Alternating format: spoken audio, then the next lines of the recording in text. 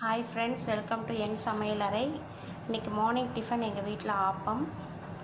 இந்த ஆப்பம் மாவு எப்படி ரெடி பண்ணுறதுன்னு முதல்ல நான் இந்த வீடியோவில் சொல்லிடுறேன்.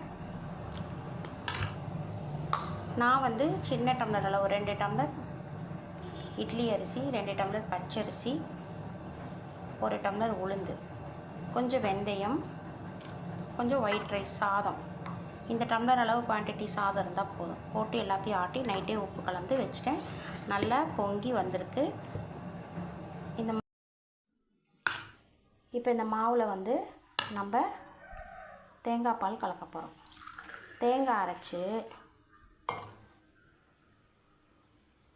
முதல் தேங்காய் பால் 1 டம்ளர் அதே அளவு அப்படி ஊற்றிடணும்.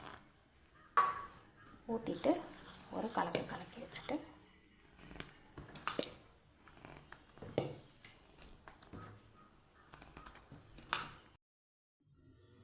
தேங்காய் பால் கலந்தோடனே இப்போது ஆப்பம் ஊற்றி பார்க்கலாம்.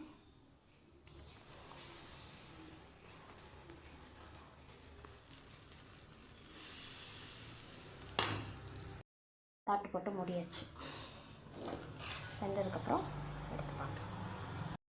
ஆப்பத்துக்கு தேங்காய் பால் ஊற்றி சாப்பிட்றதுனாலும் சாப்பிட்லாம், தேங்காய் சட்னி அரைச்சிக்கிறதுனாலும் அரைச்சிக்கலாம்.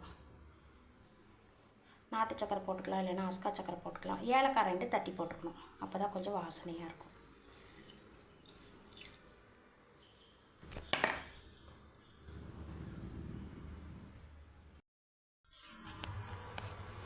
நல்லா மெத்துன்னு வந்திருக்குது, சூப்பராக வந்திருக்குது ஆப்பம். ரொம்ப சாஃப்டாக இருக்குது பாருங்கள், கையில் ஒட்டவே இல்லை.